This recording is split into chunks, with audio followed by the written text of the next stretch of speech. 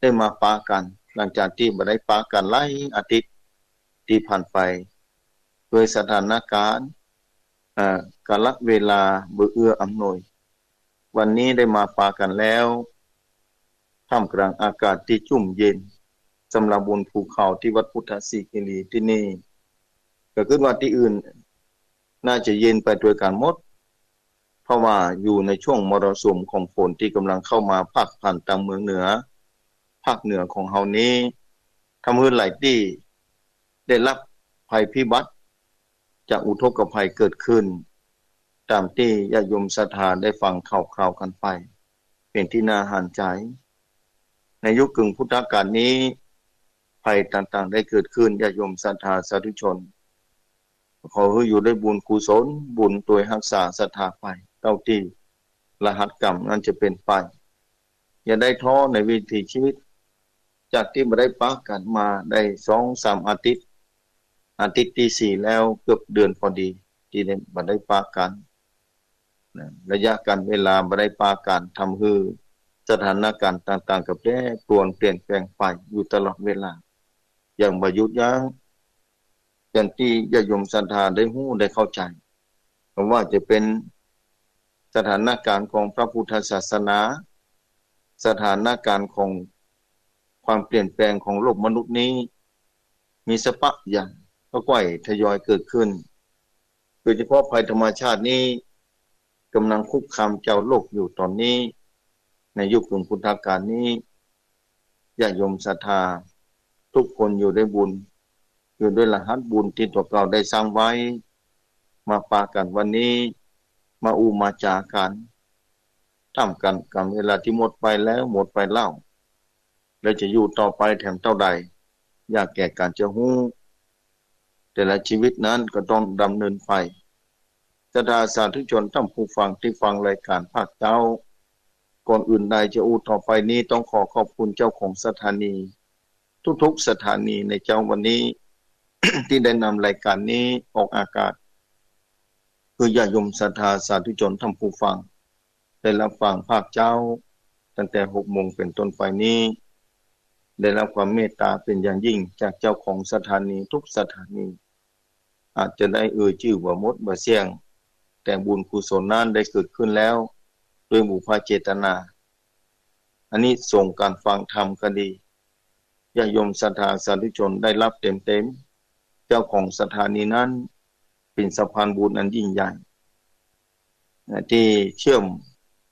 ชำนาญเสียงธรรมจากครูบาอาจารย์แต่ละตนแต่ละองค์เพื่อไปสู่ญาติโยมศรัทธาท่านผู้ฟังการเชื่อมนี้เป็นการเชื่อมที่สำคัญอย่างยิ่งถ้าบ่มีการติดต่อหรือการเชื่อมของสัญญาณนั้นศรัทธาสาธุชนอยู่แต่ละที่นั้นคงบ่ได้รับฟังจากพระสงฆ์องค์ข้าเจ้าที่ออกมาอุจาเทศนาคือญาติโยมศรัทธาญาติโยมศรัทธาสาธุชนท่านผู้ฟังขอรักษาสุขภาพจิตสุขภาพกายไว้ชีวิตเฮายังบ่จบสิ้นจะต้องดำเนินต่อไปดำเนินไปจนถึงที่สุดนั่นคือการพ้นจากความทุกข์อย่างที่พระพุทธองค์ได้บอกไว้หลายคนโทรมาถามได้รับโทรศัพท์หลายสายเข้ามาเกี่ยวกับสถานการณ์ความแปรปรวนเปลี่ยนแปลงไปของความเป็นไปสถานการณ์ปัจจุบันนี้เพราะว่าจะเป็นสถานการณ์พระพุทธศาสนาอย่างที่แต่ละคนได้ฮู้บอกว่าจะเป็นภัยธรรมชาติที่เกิดขึ้นภัยรอบโลกที่ศรัทธาได้ฮู้ได้หานถ้าคนที่ฟังข่าวต่างๆเดี๋ยวปัจจุบันนี้เนี่ยความเจริญรุ่งเรืองเว้ยขนาดที่ว่าตัวกึบบัตันศรัทธาสาธุชนเพราะว่าจะการตอนนี้ไปหาศรัทธาอยู่ที่บ้านก็ได้ความเปลี่ยนแปลงของสิ่งต่างๆเปลี่ยนแปลงอย่างรวดเร็วแต่ชีวิตของศรัทธาก็เหมือนกันจะไปนึกว่าอยู่กับที่แปรปรวนเปลี่ยนแปลงไปตลอดสุขภาพร่างกายสภาพร่างกายสังขารก็ไม่ใช่ต่างกันกับความเปลี่ยนแปลงทางภายนอกศรัทธาสาธุชนแม้ร่างกายเขาจะแปรปรวนเปลี่ยนแปลงไปแต่อย่างหนึ่งก็แปรปรวนเปลี่ยนแปลงไปนั่นคือจิตของมนุษย์นั้นย่อมได้รับความกระทบจากอายตนะต่างๆก็แปรปรวนเปลี่ยนแปลงไปตามสภาพสถานเพราะฉะนั้น แม้พระพุทธศาสนาจะได้รับภัยต่างๆเกิดขึ้นจะได้ก็ตามผู้คนที่เข้าใจหูแนวทางปฏิบัติหลักการและเข้าใจแนวคำสอนที่สืบทอดกันมาอันยาวนาน2,000 กว่าปีมานี้ภัยที่มีบุญมีวาสนาได้รับนะศึกษาเรียนรู้ประพฤติปฏิบัติตามแต่แม้บ่ถึงปลายทางเตื้อแต่กำลังยังเตียวอยู่เตียวบนเส้นทางที่ถูกต้องและดีงามนั้นคงบ่หวั่นไหวและบ่สั่งคลอนเพราะว่าเจอเส้นทางที่ถูกต้องและดีงามแล้วศรัทธาสาธุชนท่านผู้ฟังทุกท่านที่ฟังรายการอยู่ที่บ้านคือมั่นคงในจิตใจดูแลจิตใจคือมั่นคงดูแลจิตใจความศรัทธาของญาติโยมศรัทธาที่มีต่อพระรัตนตรัยว่าอ่านแล้วพระพุทธศาสนาก็มาจู่จอดรอดถึง 2,565 ปีที่จะดำเนินต่อไปจนถึง 5,000 พรรษาญาติโยมศรัทธาเพราะฉะนั้นจะมีเฉพาะผู้มีบุญเท่านั้นที่ได้เข้าใจและศึกษาเรียนรู้นะก็ถือว่าญาติโยมศรัทธาที่มีความศรัทธานั้นนับว่าเป็นผู้ที่มีบุญอย่างยิ่งที่ได้ศรัทธาต่อพระรัตนตรัยอย่างบ่เสื่อมคลายนั่นเป็นบุญของศรัทธาทุกคนทุกท่านเพราะว่าหลักศาสนาพุทธนั้นสอนเฉพาะความจริงสอนความจริงเท่านั้นนะความจริงที่พระพุทธเจ้าได้ตรัสรู้มาศรัทธาสาธุชนท่านผู้ฟังที่ติดตามรายการมันเป็นประจำบอกว่ารายการใดก็ตามญาติโยมศรัทธาศึกษาเรียนรู้ก็มีกำลังใจในการจะดำเนินชีวิตตามหลักแนวทางของพระรัตนตรัยของพระพุทธศาสนาว่าพุทธศาสนานี้สอนให้เราได้ค้นคว้าเอาความจริงออกมาให้ได้โดยเฉพาะบ่ได้ไปพอกขายศรัทธาเป็นแต่ร่างกายชีวิตของคนเฮานี่แหละศรัทธายังเปลี่ยนแปลงอยู่ตลอดเวลาแล้วสาธุชนท่านผู้ฟังเจ้าวันนี้ส่วนใหญ่แล้วคนที่ฟังเป็นปัจฉิมวัยตอนปลายถ้าเป็นตะวันก็บ่ายไปแล้วบางคนอาจจะใกล้รับเหลี่ยมผาไปแล้วแต่จิตใจยังเข้มแข็งนะยังศรัทธาต่อพระรัตนตรัยยังบ่หยุดหย่อนบ่เสื่อมคลายด้วยบุญเก่าที่สั่งสมมาเพราะว่าได้เข้าใจความเป็นจริงของชีวิตว่ามันบ่เที่ยงแปรปรวนเปลี่ยนแปลงไปแบบนี้แม้ภัยธรรมชาติจะเกิดขึ้นขณะเดียวกันภัยของพระพุทธศาสนาก็เกิดขึ้นเหมือนกันศรัทธาภัยพระพุทธศาสนาเกิดขึ้นเหมือนกันอยู่ที่ศรัทธาทั้งหลายจะต้องรักษาจิตใจของศรัทธาไว้คือมั่นคือเหนียวแน่นถ้าบ่อ่านแล้วศรัทธาอาจจะพลาดจากเส้นทางที่ถูกต้องดีงามก็ได้การเดินทางของชีวิตอันยาวไกลยาวนานนี้บ่มีที่สิ้นสุดถ้าบ่ได้พบปะเส้นทางที่ถูกต้องจะเวียนว่ายแต่เกิดอยู่แบบนี้แต่ถ้าเราพบปะในเส้นทางที่ถูกต้องการเดินทางของเราก็จะสั้นลงไปและจะได้ไปถึงจุดหมายที่ถูกต้องและดีงามนั่นคือการพ้นทุกข์ที่เราทำบุญถึงวันนี้ที่เรารักษาศีลก็ดีที่ปาการภาวนาก็ดีก็เพื่อที่จะเพื่อการเดินทางของชีวิตนั้นสั้นลงไปเพื่อถึงจุดหมายปลายทางที่บ่ต้องเวียนว่ายตายเกิดถึงวันนี้ที่ต้องเวียนว่ายตายเกิดตายเกิดนะในโลกวัฏสงสารนี้ศรัทธาสาธุชนท่านผู้ฟังแต่ละครั้งที่ได้เกิดมานี้ความลำบากมีนักน้อยเท่าใดลองคิดเอาเถอะแต่ละคนในที่สุดก็ต้องตายจากโลกนี้ไปเสียแล้วจะไปที่ไหนถ้ายังบ่พ้นทุกข์ยังบ่ถึงจุดหมายอย่างก็เหือเนี่ยบ่ถึงฝั่งเทื่อนี่เราก็ต้องอยู่ในระหว่างกลางทะเลอันเบิ่งวางกว้างใหญ่ไพศาลศรัทธาสาธุชนท่านผู้ฟังเรือตะวันเป็นที่เปิ้งถ้ามีเหือ ถ้าบ่มีเหือจะว่ายน้ำไปสักกินน้ำถ้าจะมันบาหันฟังเตื้อแต่ทุกคนที่ได้นับถือพระพุทธศาสนาได้คือตานรักษาศีลได้ภาวนาไปตัวเป็นสิ่งที่เป็นบุญเป็นกุศลแก่ตัวเขายิ่งบางคนหันฟังแล้วแต่ยังไปบ่ถึงเตื้อเหมือนกับว่าคนในโลกนี้ที่ศรัทธาต่อพระพุทธศาสนาได้รู้จักคุณค่าของการคือตานรู้จักคุณค่าของการรักษาศีลรู้จักคุณค่าของการภาวนาเมื่อการภาวนาของตัวเก่าพัฒนาขึ้นมาถึงจุดที่จะรู้ว่าโลกนี้มันทุกข์แต่เส้นทางนี้เป็นเส้นทางของการเดินทางขึ้นมาพ้นทุกข์อันนี้คือบุคคลที่หันฟังอยู่ต่างหน้าแล้วแต่ไปบ่ถึงเตื้อแต่พยายามจะไปเรื่อยๆยังบ่หยุดยั้งยังบ่ย่อท้อเพราะว่าภัยอย่างจะเกิดขึ้นทางด้านภายนอกภายในภายนอกก็คือสุขภาพร่างกายภายในก็คือสุขภาพจิตต้องมั่นคงแน่วแน่เนี่ยศรัทธาสาธุชนท่านผู้ฟังทั้งหลายที่ฟังรายการอยู่แต่ละพื้นที่แต่ละที่แต่ละแห่งบางคนค่อยขวยจากเรื่องนั้นเรื่องนี้คนที่เข้าใจในหลักการแต่จะมั่นคงในพระรัตนตรัยอย่างท่องแท้ญาติโยมศรัทธาสาธุชนท่านผู้ฟังว่าจะอยู่ในพื้นที่ใดก็ตามในโลกนี้คนที่เข้าใจหลักธรรมของพระพุทธศาสนาแล้วศรัทธาจะมั่นคงแน่นอนพอเจอเส้นทางที่ถูกต้องดีงามแล้วเส้นทางนี้คือเส้นทางที่ปลอดภัยที่สุดมีอะไรที่จะปลอดภัยเท่าเส้นทางนี้ได้แต่การเดินทางของสำหรับชีวิตของแต่ละคนนั้นต้องเดินทางอย่างมั่นคงอย่างมีสติจะไปประมาทในชีวิตนี้ถ้าเดินทางโดยมีสติปัญญามันก็เกิดความประมาทก็จะได้บ่มีเมื่อเราเดินทางเส้นนี้ไปเรื่อยๆสักวันหนึ่ง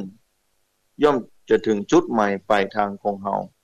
ที่จุดมุ่งหมายของเรานั้นคือการพ้นทุกข์เมื่อเราต้องเวียนว่ายตายเกิดอยู่ในโลกนี้ความทุกข์ก็ต้องมาเยี่ยมอยู่ดีความทุกข์ก็จะต้องมาเยือนตลอดเวลาตั้งแต่ตื่นขึ้นมาแล้วศรัทธาตื่นขึ้นมาแล้วความทุกข์ก็มาเยือนแล้วพอตื่นเข้ามาโจนกว่าตะวันจะตกดินแล้ววันต่อไปแถมจะเป็นอยู่แบบนี้ถึงวันนี่นะความทุกข์ในสภาพร่างกายความทุกข์ในสภาพจิตใจความทุกข์ทั่วไปความทุกข์ต้องมีความต้องการจริงนั้นบ่ได้ตามที่ต้องการความทุกข์จากการต้องดำเนินชีวิตมีความประสงค์แค่ใดสิ่งนั้นบ่ได้มาแค่ใดสิ่งนี้ก็บ่ได้ดั่งใจได้แล้วถ้าร่างกายเอาอยู่บ่ได้ชีวิตเราต้องจากโลกนี้ไปสิ่งที่เราต้องการสิ่งที่เราอยากได้พยายามแล้วตั้งแต่เมื่อหนุ่มเมื่อน้อยจนถึงอายุนักในที่สุดก็ต้องละไปสิ่งที่เราต้องการตั้งหลายเหล่านั้นก็ยังเอาไปตัวบ่ได้มีความต้องการถ้าบ่ได้ดังความต้องการก็ทุกข์ศรัทธาสาธุชนท่านผู้ฟังคือเอาเถอะเพราะฉะนั้นเอาเท่าที่ได้ใจเท่าที่มีสร้างไปเรื่อยๆทำไปเรื่อยๆจนถึงวาระสุดท้ายของจิตแต่การพัฒนาคุณภาพจิตนี่มีความจำเป็นศรัทธาเราต้องการพ้นทุกข์เราก็จะต้องนึกถึงบุญต่อเก่าที่ทำไว้เมื่อใดเรายังบ่ไปถึงจุดหมายปลายทางของการพ้นทุกข์เหือนี่มีไว้คือขี่ถ้าบ่มีเหือเด้อก็ต้องแปลงอุปกรณ์คือเหือจะต้องข้ามแม่น้ำจะต้องไปฝั่งพ้นฝั่งที่พ้นทุกข์ก็ต้องมาเวียนว่ายตายเกิดการแปลงเหือก็คือทานศีลภาวนาศรัทธาสาธุชนทั้งผู้ฟังเมื่อเราแปลงอยู่แปลงเรื่อยๆถ้าแล้วเราก็ขึ้นขี่แล้วก็ต้องพายเหือไปจนถึงฝั่งพ้นศรัทธาฝั่งกำนาพ้นเมื่อเราอยู่ในระหว่างกลางทะเลก็ดีกลางแม่น้ำเรา ข้ามฟากไปปุ้นบ่ถึงเตื้อจะไปประมาทในชีวิตนี้ดีบ่ดีลมหลวงอาจจะมาดีบ่ดีน้ำนองน้ำใหญ่นองเข้ามาเหืออาจจะข้ามฟากบ่ได้คือตั้งสติไว้ให้ดีอย่างปัจจุบันนี้เป็นต้นภายพระพุทธศาสนามีรอบด้านถ้าตั้งสติบ่ได้ปัญญาบ่เปลี่ยนปอนี่จิตใจจะค่อยขวยได้ขึ้นเหืออยู่ละมารอดแล้วตกจากเหือไปแถมลงจากเหือไปเสียเมื่อใดจะไปฝั่งตั้งหน้าพ้นถึงจุดหมายปลายทางคือการพ้นทุกข์เพราะฉะนั้นพยายามเนื้อสันทานรักษาจิตใจไว้ให้ดีดูแลจิตใจไว้ให้ได้อย่ายมศรัทธาสาธุชนทั้งผู้ฟังหลายพื้นที่หลายคนที่โทรเข้ามาอู้จากันนะด้วยความศรัทธาต่อพระพุทธศาสนาแต่บางทีความเชื่อความศรัทธายังมันเหนียวแน่นเตื้อเกิดการสั่นคลอนขึ้นมาจากการได้หานได้ยินได้หูหลายเรื่องหลายราวที่เกิดขึ้นทำให้ค่อยเขวจับต้นชนปลายบ่ถูกเลยจะต้องอู้จะอธิบายให้ฟังว่าชีวิตของคนเฮานั้นเหลือบ่มวลแล้วจะได้สนใจอย่างอื่นสนใจตัวเก่านี่คือนักดูแลตัวเก่าคือดีรักษาศรัทธาตัวเก่าคือมั่นคงเราจะต้องเดินทางอันยาวไกลเท่าสิเวลามาจัดนี้จัดไหนบ่ฮู้จะได้มาพบปะพระพุทธศาสนาจะได้มาฮู้มาหาเส้นทางการพ้นทุกข์ที่พระพุทธเจ้าตรัสรู้อริยสัจสี่ศรัทธาสาธุชนทั้งผู้ฟังเมื่อเฮาเดินทางบ่ถึงเตื้อเฮาอาจจะมาเข้าใจเหมือนกับว่ามะเป้านี่เฮากำมะเป้าว่าได้เป็นเจ้าของมะเป้าแก่นหนึ่งแต่มะเป้าแก่นนี้เป็นของตัวเก่าแล้วแต่เฮาบ่มีโอกาสได้ผ่าแก้เปลือกมะเป้าออกมากระเทาะกะลามะเป้าจนได้ไปถึงเนื้อมะเป้านะแล้วจะได้ไปกินน้ำมะเป้ากะทิมะเป้าแต่เมื่อฮู้ว่ามะเป้านี่เป็นมะเป้าที่แท้ เฮาบ่มีอุปกรณ์มีดอันหยังเตื้อเฮาก็ถือไว้ก่อนดีกว่าที่บ่ได้เป็นเจ้าของมะเป้าแก่นนี้เมื่อเฮาเป็นเจ้าของมะเป้าเพื่อดูแลไว้คือดีวันนี้ถ้าตะวันข้ามลงไปตกไปแล้วมะเป้าอยู่ในมือเฮาอยู่กำไว้หั่นตะวันทอแสงมาค่อยหาอุปกรณ์แหมว่าจะพยายามแกะเปลือกมะเป้าออกคือได้แกะเปลือกมะเป้าออกคือได้เพื่อจะได้กินมะเป้าแก่นนี้ความหิวก็จะได้หายไปความทุกข์ก็จะหมดเมื่อเดียวกันพระพุทธศาสนานี้เมื่อศรัทธาได้เป็นเจ้าของได้มาฮู้จักได้ศรัทธาได้กรรมไว้แน่นๆลดพระธรรมที่ศรัทธาได้ฟังธรรมถึงวันเนี่ยไม่ยังไม่อิ่มตัวเด้อก็ค่อยฟังไปนะก็ค่อยพิจารณาไปในแนวทางพระพุทธศาสนามีตะวันแล้วมีการหุตานรักษาศีลภาวนาการภาวนานี้การรักษาศีลกับการภาวนานี้บ่ได้ลงทุนอันหยังรักษาที่กายรักษาที่วาจาการภาวนาคือรักษาที่ใจถ้ารักษาใจได้แล้วกายวาจาก็บ่เดือดร้อนนะมันควบคุมไปหมดเพราะฉะนั้นต้องรักษาที่ใจเป็นสำคัญเพราะฉะนั้นมีการประพฤติปฏิบัติธรรมเกิดขึ้นมีการเจริญสมาธิภาวนาเพื่อจะดูแลจิตใจให้มั่นคงเพื่ออยู่กับที่บ่ฮือไปผิดที่กายบ่ฮือไปผิดที่วาจาเนี่ยในพระพุทธศาสนามีแบบนี้ญาติโยมศรัทธาสาธุชนทั้งผู้ฟังขอศรัทธารักษาไว้ให้ดีนะยิ่งอายุนักขึ้นเท่าใดจะต้องรักษาอย่างเกิดเป็นการฮึตานเหมือนกันนึกถึงคุณพระพุทธเจ้าเป็นพุทธานุสติแค่เอาเข้าไปถวายเข้าพระพุทธบางคนสมัยก่อนมีคนโทรถามมาจะได้ประโยชน์อะไรอย่างท่านอาจารย์พระพุทธลูกพระพุทธเจ้าเพิ่นปรินิพพานไปนานแล้ว เจ้าถวายเข้าพระพุทธเพิ่นจะได้ฌานว่าเพิ่นจะได้กินว่าเพิ่นทำแบบนี้ก็เลยบอกว่าโอ้โยมเอ๋ย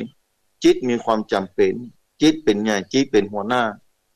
ทุกอย่างสำเร็จด้วยใจแต่เมื่อพระองค์ได้ปรินิพพานไปนานแล้วก็ตามแต่เมื่อน้อมระลึกถึงคุณของพระองค์คุณความดีที่พระองค์ได้ตรัสรู้บ่ใช่ของง่ายพระพุทธเจ้าจะเกิดมาโลกนี้นะองค์หนึ่งในโลกนี้ที่ถวายเข้าพระพุทธพอนึกถึงพระพุทธเจ้ามาได้การนึกถึงพระพุทธเจ้าเนี่ยเหมือนกันได้เจริญภาวนาแล้วอย่างที่บอกทานศีลภาวนาการภาวนาก็คือน้อมจิตนะคืออยู่กับที่นะคือเกิดสติปัญญาขึ้นมาการนึกถึงพระพุทธเจ้านี่เป็นอนุสติเป็นกรรมฐานกองหนึ่งใน40กองในคัมภีร์วิสุทธิมรรคที่เขียนไว้ว่าพระองค์ได้ตรัสกรรมฐานไว้40กองศรัทธาสาธุชนเพราะฉะนั้นตอนเจ้าไผ่ได้ถวายเข้าพระพุทธบนหิ้งพระเป็นการเจริญภาวนาไปในตัวเป็นการจาคานุสติแม้พระองค์จะบ่ได้เสวยบ่ได้ฌานเป็นพุทธโลกเป็นตองเหลืองเป็นไม้เป็นหินเป็นแห่ก็นับว่านึกถึงคุณพระพุทธเจ้าได้อนุสติได้พุทธานุสตินี่เป็นการพัฒนาคุณภาพจิตของตัวเก่าเป็นการภาวนาไปในตัวญาติโยมศรัทธาสาธุชนทั้งผู้ฟังเพราะฉะนั้นวันหนึ่งแต่ละคนนั้นต้องรักษาสุขภาพจิตไว้นึกถึงคุณพระพุทธเจ้าภายนึกถึงพระพุทธเจ้าคนนั้นจะบ่กล้าทำความชั่วเพราะว่าจะเอาแบบเอาอย่างจะเอาเส้นตังนี้เป็นตังเตียวเมื่อจะเอาเส้นตังพระรัตนตรัยนี้เป็นเครื่องยึดเหนี่ยวตันจิตใจและจะเป็นเส้นตังเตียวอย่างถูกต้องและดีงามคนนั้นจะบ่กล้าทำความชั่วจะพยายามทำแต่ความดีเมื่อคนพยายามทำแต่ความดีนี่สังคมก็อยู่เย็นเป็นสุขสถานแต่เมื่อใดคนพยายามทำความชั่วสังคมจะอยู่ได้อย่างไรสังคมจะละสามละสายก่อนลองคิดเอาเถอะเพราะฉะนั้นทุกคนจะต้องพยายามทำความดีพยายามพยายามทำความดีแล้วคนนั้นก็อยู่ใกล้กับม่วนมีความชุ่มเย็นเป็นสุขไปตัวเพราะว่าคนพยายามทำความดีนี้บ่ทำความชั่วพยายามทำแต่ความดีนี้คนที่อยู่ใกล้กับคนที่พยายามทำความดีเนี่ยก็เกิดความสุขโดยเหมือนกันเพราะว่าคนพยายามทำความดีนั้นจะบ่ทำร้ายจะบ่ทำลายคนที่อยู่ใกล้เพราะพยายามทำแต่ความดีบ่ใช่พยายามทำความชั่วศรัทธาสาธุชนท่านผู้ฟังถ้าเราพยายามทำความดีเหมือนกับว่าเราอยู่บนเรือพยายามพายเรือเพื่อจะพ้นทุกข์เห็นวัฏสงสารเหมือนกับเราถือบ่ม่วงไว้มะพร้าวไว้เดี๋ยวพยายามเก็บมะพร้าวออกคือได้เพื่อจะได้กินมะพร้าวภายในมะพร้าวนั้นมีน้ำกะทิอยู่น้ำมะพร้าวอยู่ทางไหนน้ำมะพร้าวนี่ถือว่าน้ำที่บริสุทธิ์ที่สุดกลางกรองโดยต้นและธรรมชาติที่หาประมาณบ่ได้ญาติโยมศรัทธาสาธุชนท่านผู้ฟังนะถ้าภายได้กินแล้วก็ถึงว่ากินน้ำที่บริสุทธิ์ที่สุดเทคโนโลยีถึงวันนี้กลางกรองน้ำจะได้ก็ตามสู้มะพร้าวบ่ได้เด้มะพร้าวนี่กลางกรองจากใต้ดินพุ่นขึ้นมาขึ้นเอาเถอะศรัทธากลายเป็นน้ำกะทิกลายเป็นน้ำมะพร้าวศรัทธาสาธุชนเหมือนกันพระเจ้าเกิดมาแต่ละองค์จะต้องกลางกรองที่จะมาตรัสรู้นะหลักธรรมะหรือลดพระธรรมที่พระองค์ได้สัมผัสแล้วบอกแก่ผู้คนในโลกนี้คือปฏิบัติตามพระองค์จะต้องสร้างบารมีมายาวไกลขนาดไหนอันนี้คือการกรองลดพระธรรมที่จะการลดพระธรรมออกมาคือได้กินและจะได้พ้นทุกข์ใช้ระยะเวลายาวไกลแต่ละตนแต่ละองค์ของพระสัมมาสัมพุทธเจ้านั้นและแต่ละครั้ง พระพุทธเจ้านั้นเกิดมาองค์เดียวไม่ได้เกิดมา2องค์ด้วยกันเกิดมาแต่ละครั้งยาวกันไม่ได้เกิดมาง่ายๆศรัทธาต้องใช้ระยะเวลาเมื่อนะเพราะฉะนั้นภายที่ยังศรัทธาต่อพระพุทธศาสนา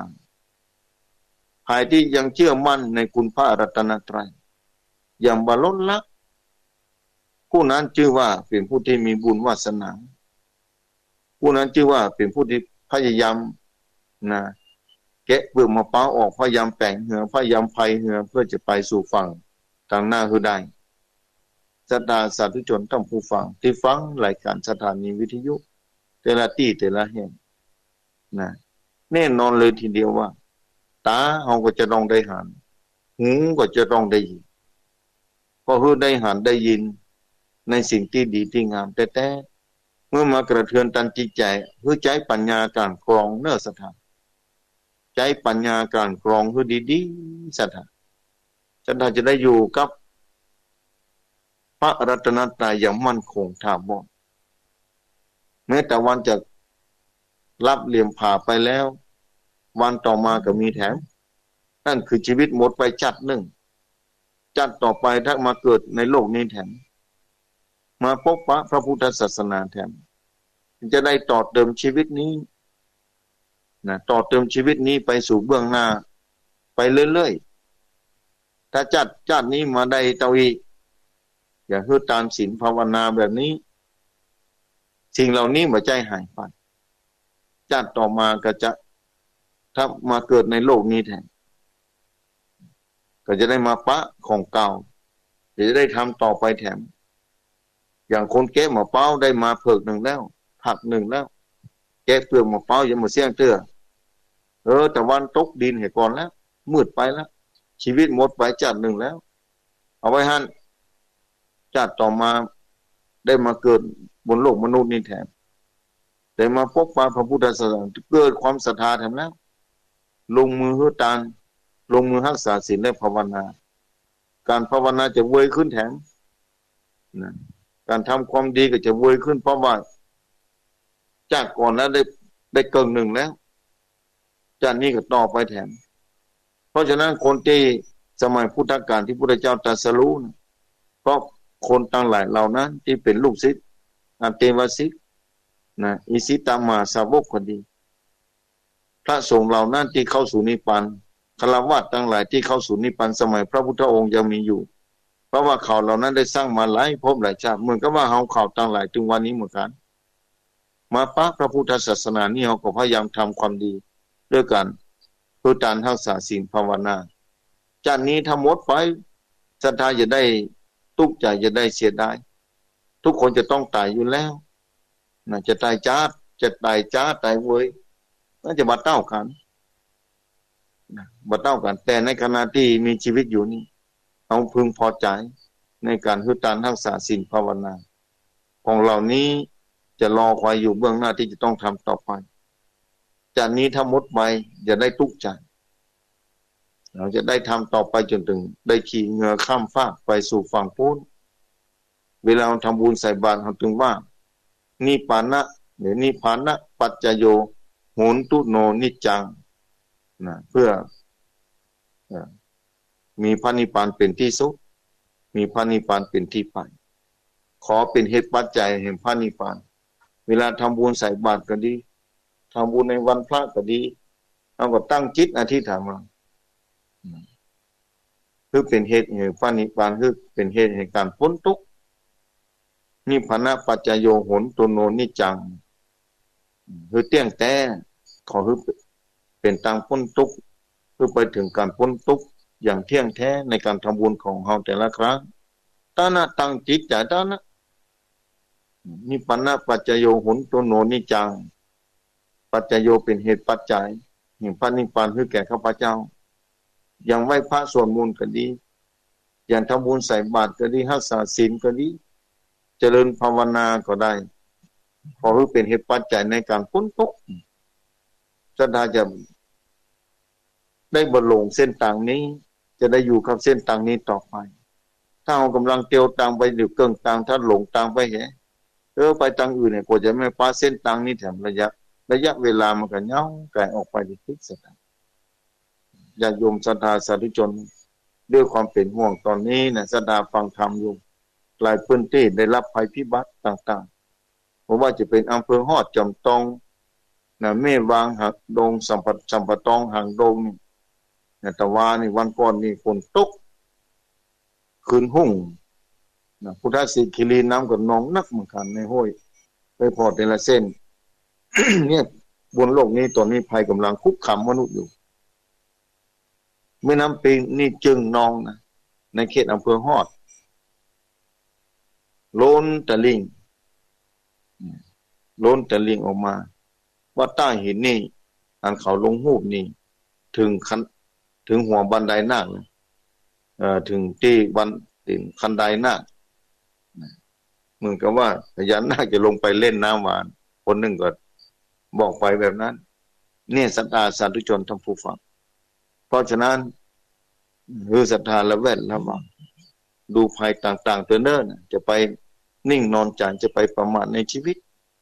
ศรัทธาสาธุชนทั้งผู้ฟังเจ้าวันนี้หลายคนที่ฟังรายการธรรมะอยู่เพราะว่าไม่ได้มาปากันไล่อาทิตย์แล้วมาข้ามมาสะดวกถ้าภัยธรรมชาติบ่มีการเดินทางลงไปสะดวกกับปะกันนะเวลามาข้ามเมื่อคืนแถมเวลา20 ทุ่มถึง4 ทุ่มธรรมะจากยอดดอยอุจาภาษาธรรม3 ตนด้วยกันเหมือนถึงวันที่ผ่านมาเฉพาะวันอาทิตย์ได้มาพบปะกันศรัทธาเจ้าวันนี้ก็จะเปิดสายคือศรัทธาเนาะคือศรัทธาได้โทรอุจาสนทนาธรรมกันในภาคเจ้าของวันอาทิตย์วันนี้วันที่22 เดือนพฤษภาคมฤดูฝนเข้ามาอย่างเต็มที่ปีนี้น้ำดีนะศรัทธาน้ำดีพอตกมาโดยตลอดคู่เดือนทางวิทยาศาสตร์ทางเทคโนโลยีเพิ่นก็ประกาศข่าวว่าเป็นลานีญาฝนจะตกผิดปกติจะตกมาโดยตลอดเพิ่นประกาศตั้งแต่มกรามาแล้ว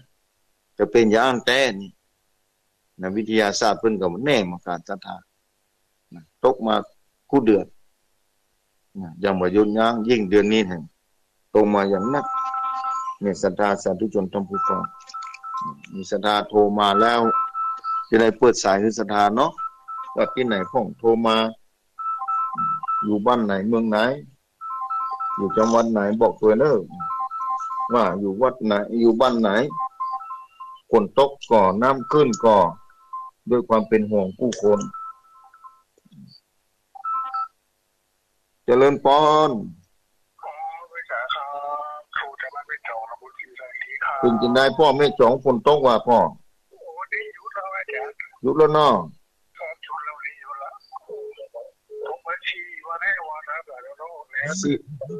4-5 วันก่อนนะดีละพ่ออยู่ดีมีสุขนะพ่อตรงนี้อยู่ละเจ้านี่อยู่ละพ่อนั่นขอบคุณโมทนากับพ่อนะพ่อสุทนบ้านแม่จองอำเภอลีเจริญพรนะพ่ออยู่ดีมีสุขเอาใส่ต่อไปเจริญพร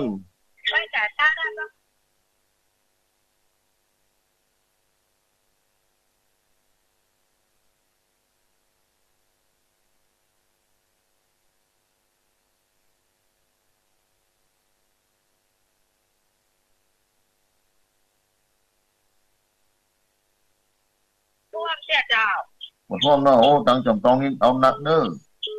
จ้าเป็นกำลังใจตัวจ้าสาธุ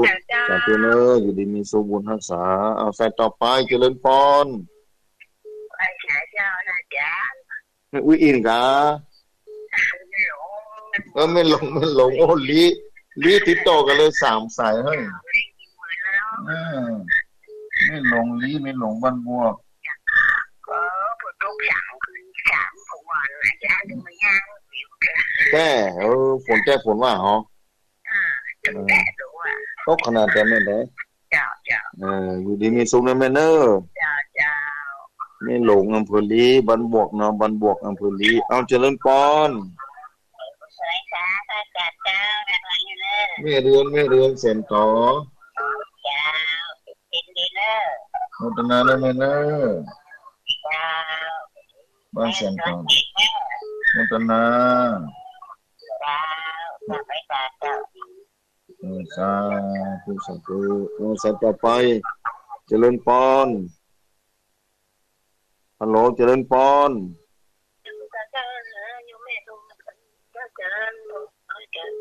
ที่ไหนเขาการกะนี่มันตรงนะอันนั่งลีบอกว่าไงนั่งลีบอกถึงอ่ะ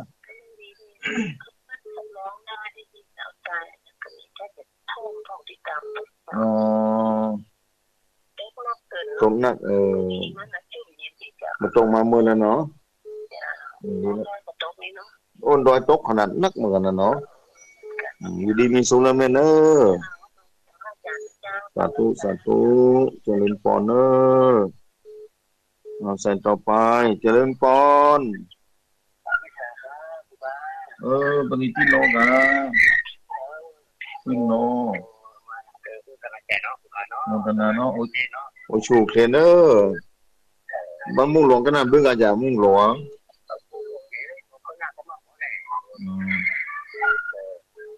โอชูเคลียวตู้เนาะโอชูเคลียวคือบานเนอร์พี่น้องศรัทธาบนมุ่งหลวงเนอะปกญอผู้อำเภอแม่แจ่มผู้นะนี่เจริญพรเนอร์นี่ไม่สายกะหลายปีแล้วเนอะไม่ได้มานะไม่ได้จัดรายการธุระป่าให้เมื่อแล้วก็ทำพระครูนะเข้าไปตอนเจ้าบ่เตือน3 ติดแล้วไม่ได้มานะ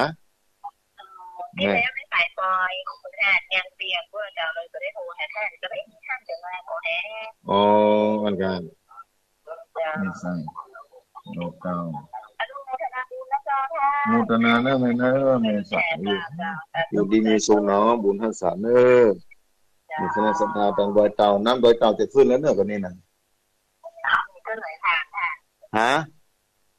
เลยทางเจาะเลยทางบ่ม้วนแล้วถ้าฝนตกถึงวันทะเลสาบดอยเต่าจะขึ้นแล้วจะเล่นปอนเนอร์สาธุ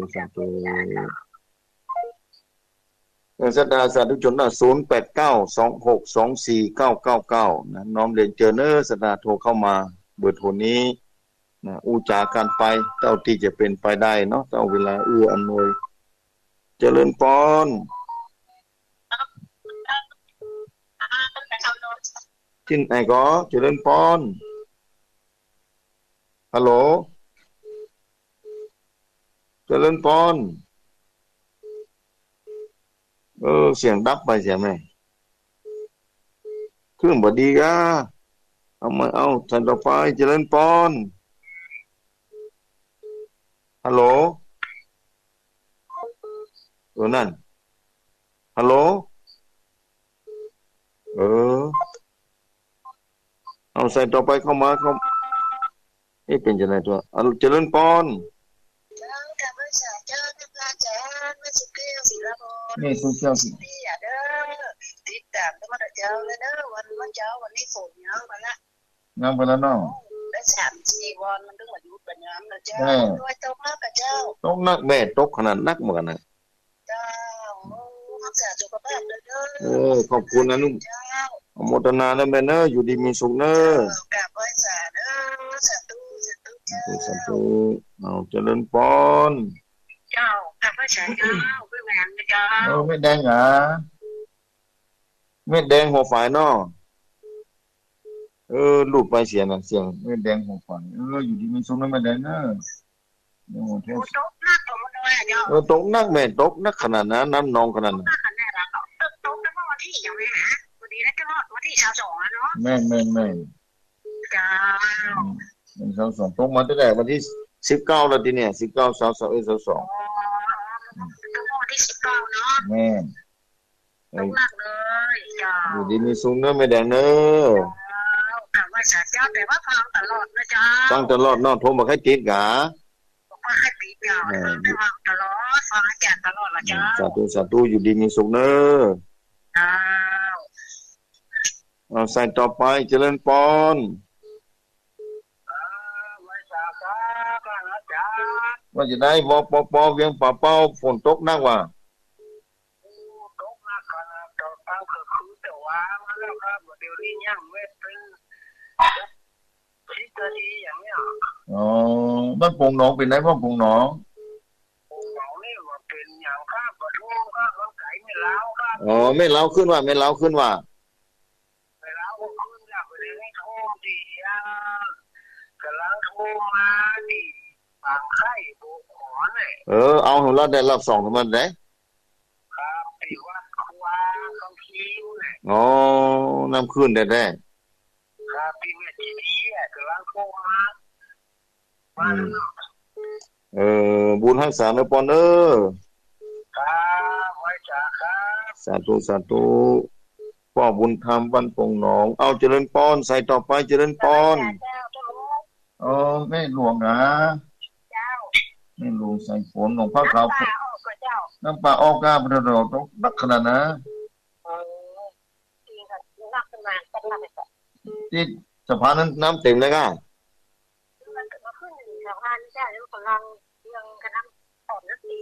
อ๋อขอบพอดีนะปอดดำเพศนั่นน่ะขึ้นหน้ากับตังต้าหินตังหอดไปท่อแม่นลงมาตอนนี้หมดอ่ะเนาะอนุโมทนาเนอะสาธุเอาใส่ต่อไปเจริญพรชัดอยู่ไม่คำนวณกะไม่คำนวณบ้านดินดำเนาะเจ้าฟังอยู่เจ้าติดตามได้ยินเสียงอาจารย์มาหลายทิศแล้วหลายทิศแล้วบ่ได้เข้ารายการนะเจ้าไม่คำนวณบ้านดินดำเจ้ากำลังใจเลยเจ้าพัฒนาเนอะเจ้าทำให้สาเจ้าสาธุเอาใส่ต่อไปเข้ามาเจริญพรเจริญพรบ่ดังเฮ้ยหลุดประขึ้นบ่ดีกะเดี๋ยวก่อนเนอะต้องขออภัยเด้อเนอะศรัทธาเนอะเดี๋ยวเราสักคำบ่ได้ยินเลยฮะลบไปตรงบทก่อนเข้ามาใหม่เนอะ0892624999น้อมเรียนเจอเนอะศรัทธาโทรเข้ามาอู้จากันไปเอาเข้ามาใหม่เจริญพรไปสาท่านอาจารย์เจ้าดังแล้วอีกอ่ะที่ไหนแม่อยู่ทางใดแม่สิกุมจันทุราบ้านหนองน้องตำบลบ้านเป้าอำเภอเมียงจังหวัดลำปางแม่ฟังเงี้ยฟังกุศลกุโมลำปางเนาะบ้านเป้าลำปางเนาะแม่เนาะเจ้าฟังกูเจ้าเลยกะแม่ฟังทุกวันเลยกะฟังทุกวันแล้วชัดเจนดีเจ้าดีแล้วค่ำเมื่อคืนก็ฟังนั่นกันดีแล้วแม่เนอะบุญรักษาเนอะจ้าสาธุนะบุญรักษาเนอะสาธุนี่บ้านเป้าลำปางเนาะอำเภอเมืองลำปางบ้านแม่สีกูลสัตดากับป้าการฟังธรรมะกูเจ้าเนาะฟังธรรมมาโดยตลอดแต่ก็ต้องขออนุโมทนาก็ญาติโยมศรัทธาที่โทรเข้ามาอู้จ๋าใครต้องการเข้ามาอู้กับเข้ามาเด้อนะเจริญพรเจ้าพระเจ้าที่ไหนตั้งได้แม่อยู่ปางแปหินเทพเสด็จเจ้าไม่อย่างก็ปางคำแปหินเทพเสด็จเจ้าปางคำแปหินเนาะเทพเสด็จเจ้าตำบลเทพเสด็จอำเภอดอยสะเก็ดกันแม่เจ้าอำเภอดอยสะเก็ดจ้ะดูดอยเจ้าฝนตกขนาดน้ำลงนักกว่าแม่เจ้าเทพเสด็จเนาะอยู่แม่ชื่ออย่างก็แม่อย่างก็แม่นวลเจ้าแม่นวลเนาะจ้าตั้งกันเป็นหินได้เป็นกำลังใจเด้อสาธุอยู่ดีมีสุขนะแม่เนอะเจ้าสาธุจ้าแม่นวลฟังกำเป็นหินโดยสะเก็ดเอาใส่ต่อไปเจริญพรครับไว้เชิญอาจารย์พ่อบุญธรรมกะพ่อบุญตานกะพ่อบุญตานฟังอยู่นะพ่อเนาะตกกระนั้นตกนักขนาดพ่อเห็นตกนักขนาด ตกโอ้น้ำนองแล้วน้ำเว้นนองกันนักนะปีแล้วงัวไหลไปไหลตัวแล้วปีแล้วน่ะไม่ฐานเนอโมทนาในพรเนอฟังตลอดอยู่ดีมีสมบูรณ์รักษานะสาธุมีป้อบุญตานเจดีย์สามยอดอำเภอป่าซางเนาะศรัทธาสาธุชนทำผู้ฟังติดตามฟังธรรมะยามเช้านะโทรเข้ามาได้อยู่ได้หลายสายอยู่ใครอูใครจ๋าใครโทรอูจ๋าโทรเข้ามาบางสายก็โทรเข้ามาบัดติดนะใน089262499ที่ไหนพ่องรายงานมาก็ได้ว่าที่ไหนก็ฝนตกน้ำนองไหลตี้แถวจอมต้องเราเป็นจะได้พ่องนะแถวจอมต้องขวางเปาศพเตี้ยแม่บุญว่าจะได้แม่บุญศพเตี้ยนโทรมาเนาะฟังอยู่กะที่บ้านเป็นจะได้พ่องน้ำขึ้นเตะขึ้นว่าแม่เอ๋ยขอให้ปลอดภัยนะแม่เนอนะแม่บุญศพเตี้ยนะหันกำแพงวัดโอ้น้ำขึ้นแต่ว่าบ่เคยหันบ่เคยพบบ่เคยปะเตือที่เขตจอมตองในปีนี้ตกแล้วก็ฝนน้ำออกมานักจราจรติดขัดไปหลายที่นะคือดูแลนะความเป็นอยู่ตัวเนอนะช่วยเหลือกันเนาะศรัทธานะช่วยเหลือกันเจ้าหน้าที่ก็คงจะพยายามนะทำหน้าที่ช่วยเหลือประชาชนชาวบ้านอย่างเต็มที่เหมือนกันในพื้นที่เขตอำเภอจอมตองนะหลายหมู่บ้านบ้านกลางนะบ้านเมืองกลางก็ดีบ้านขวางเปาก็ดีน้ำดิบจอมตองก็ดีนะน้ำขึ้นตามถนนหนทางการเดินทางก็คือระแวดระวังตัวเน้อนะศรัทธานะระแวดระวังใจด้วยความปลอดภัยจะไปขับเบยลำไป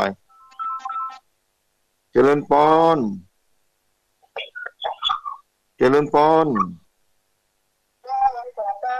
จากที่ไหนก็ตกเตี้ยกับเจ้าศพเตี้ยแม่บุญกะแม่บุญฟังอยู่แม่บุญเป็นจะได้พ่องศพเตี้ยน่ะแม่บุญนักกับเจ้านั่นเจ้าเราคงมาโน่นนี่เจ้าอันกะที่วัดน่ะหั่นกำแพงวัดกำแพงวัดขึ้นมามันขึ้นมาแบบมันพวกที่มันใหม่น่ะเจ้าที่ใหม่น่ะที่ใหม่นะครับที่วัดใหม่ที่กำแพงใหม่นะครับเจ้าก็ต้องมาแล้วเจ้านั่นเพิ่นเอารูปลงนั่นน่ะพุทโธขึ้นมาจังได๋วะเจ้าขึ้นมาบ้านตึ้งน่ะรับก็ขึ้นมานะเจ้าดีแล้วแม่เป็นห่วงโธปลอดภัยที่บ้านแม่ปลอดภัยเนาะเจ้าอยู่ดีมีสุขนะแม่เนาะบุญรักษาเนาะเจ้าแม่เจ้าสาธุเนาะแม่เนาะแม่บุญบ้านสมเตี้ยปลอดภัยอยู่โอ้น้ำขึ้นจะท่วมกำแพงอยู่แล้วนะตั้งลุ่มนะเนาะมีวัดสมเตี้ยนะท่านพระครูวัดสมเตี้ยอนุโมทนาเด้อศรัทธาที่แจ้งเข้ามานะศรัทธาก็บ่แน่เรื่องภัยธรรมชาตินะ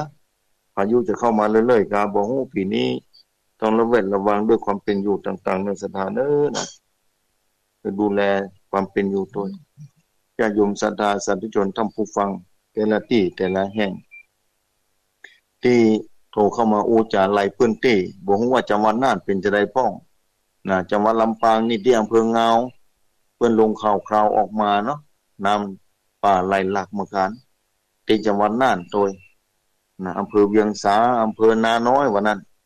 นะที่นาน้อยเป็นจะได้พ้องป้อขยันนะป้อประเสริฐนะป้อนั้นประเสริฐฟังอยู่กะนะเป็นจะได้พ้องหลายจังหวัดแป้เป็นจะได้พ้องนะฝนตกนี่ไปถึงขนาดไหน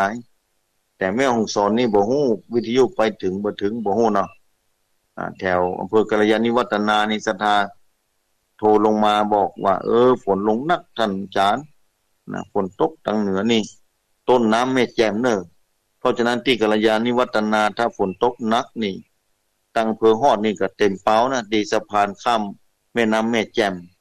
ตีนะวัดตาข้ามน้ำจะขึ้นขนาดนักนะจราจรจะติดขัดเส้นทางอำเภอฮอดไปแม่เสลียงต้องปิดไปโดยปริยายตะวานี่นะเอาเจริญพรนมัสการเจ้าจากที่ไหนตั้งได้โทรมาจากสถาบันธรรมาภิวัตน์ โอ้มันต้องเปเจ้าโอ้สถาบันธรรมาภิวัตน์โอ้เจริญพรเด้อโยมเด้อของพระอาจารย์สาธิตเจ้าเอาพระอาจารย์สาธิตแม่สถาบันธรรมาภิวัตน์แม่หยังก็แม่ทองปอนเจ้าแม่ทองปอนแม่ฟังอยู่ทุกวันกะเจ้าเป็นแม่ของพระอาจารย์สาธิตอยู่ที่วัดนี่เลยเจ้าโอ้สาธุโอ้ดีละได้อยู่วัดดูโอ้ได้สร้างลูกเต้าอยู่วัดอยู่ว่าเตะดีว่าอนุโมทนาด้วยแม่เด้อเจ้าฝนตกวันค่ำนะเจ้าวันค่ำที่หน้าวัดน้ำหนองว่าแม่น้องอยู่เจ้าหน้าวัดจะมีน้ำน้องกำลังมาตะคืนเจ้าอ๋อแล้วคุณอ่านที่ข้ามสะพานน้อยสะพานหน้าวัดน่ะจ้าน้ำดีกับที่สถาบันธรรมาภิวัตน์นี่โอ้น้ำดีแต่เจ้าพักปลูกไม้หมดมีเจ้าฟังวัดประจำอ๋ออยู่ดีมีสูงเด้อแม่ทองปอนเด้อนมัสการเจ้าสาธุแม่ทองปอนอยู่ที่สถาบันธรรมาภิวัตน์ที่ถ้ำพระอาจารย์สาธิตธีรปัญโยอยู่ที่วัดที่สถาบันธรรมาภิวัตน์เนาะต้องขออนุโมทนาเพิ่นดูแลประธานวัดที่หั่นเอาใส่ต่อไป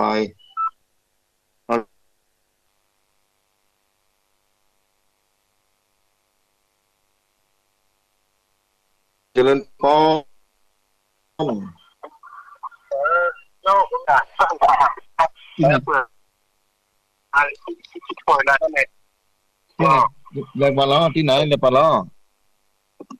โยมคนเดียวคนเดียวนะโยมคนเดียวโยมอย่างนั้นเนาะมีอะไรจะมีร้านเราคุยมีผู้หนึ่งโยมมีผู้อ๋อมาละมุขจั่วแล้วคนเดียวจั่วมุขจั่วอ๋อคุยจุรักล่ะคือไม่เดียวนะสักมาบูตก็โพชีแล้วพุทธลูกนี่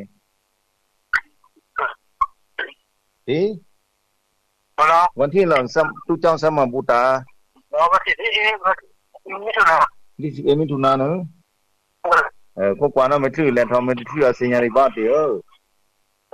ก็คือให้เอาแล้วก็เนาะดีนี่เนี่ยกว่านั้นไม่ถือเป็นแล้วดอเนาะแล้วก็กว่าที่เนาะจำด้วยเนาะที่เนาะสาธุเนาะจำด้วยดูว่าโอ้ชูกเลยคณะศรัทธาบ้านห้วยไม้เดือเนี่ยนี่นะเพิ่นจะทำบุญพระเจ้าตันจ่ายวันที่11เดือนมิถุนาเดือนหน้านี้ถ้าไผว่างได้ยินแล้วไปร่วมบุญกันได้เด้อโดยเฉพาะที่เวียงป่าเป้าเนี่ยใกล้แถวนั้นตำบลเวียงอำเภอเวียงป่าเป้าจังหวัดเชียงรายน้องเรียนเจอเนอร์ในมีหลวงพ่อท่านพระครูปฏิพันธ์ธรรมาทินนะโดยคณะสงฆ์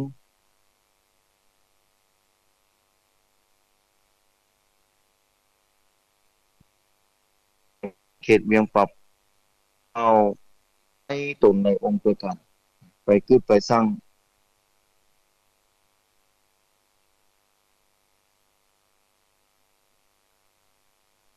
เดือนนะต้องขออนุโมทนาครับหลวงพ่อหลวงปู่นะพระครู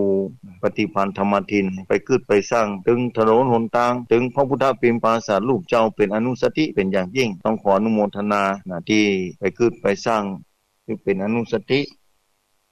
เป็นพระพุทธศาสนาที่มั่นคงต่อไปทางหน้าในการสร้างศาสนาที่สักการะบูชาเป็นที่ยึดเหนี่ยวตั้งจิตใจคือแก่ญาติโยมศรัทธาบ้านห้วยไม้เดือนะเวลาก็ไล่มาแล้วศรัทธาคงจะได้ใส่เดียวเอาไผ่โทรเข้ามาใส่สุดท้ายนะใส่สุดท้ายถ้ามีก็น้อมเรียนเจิญเนอะเดี๋ยวก็จะได้เข้าลารายการไปก่อนเนาะศรัทธาเนาะมาปากันเมื่อค่ำแห่งกรรมหนึ่งถ้าฝนฟ้าเอื้ออำนวยถนนหนทางไปมาสะดวกคิดว่าก็เมื่อค่ำปากัน2 ทุ่ม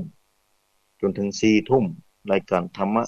การยอดดอยภาคค่ำเจ้าวันนี้เวลาได้หมดลงไปแล้วญาติโยมศรัทธาสาธุชนท่านผู้ฟังนำรายการนี้จากญาติโยมศรัทธาท่านผู้ฟังไปก่อนพากันภาคเจ้าอาทิตย์หน้าวันเวลาเดียวกันนี้ก็คือได้พบปะกันแฮมญาติโยมสาธุชนคือมีความสุขมีความสวัสดีมีความเจริญรุ่งเรืองอายุวันโนสุขังพลัง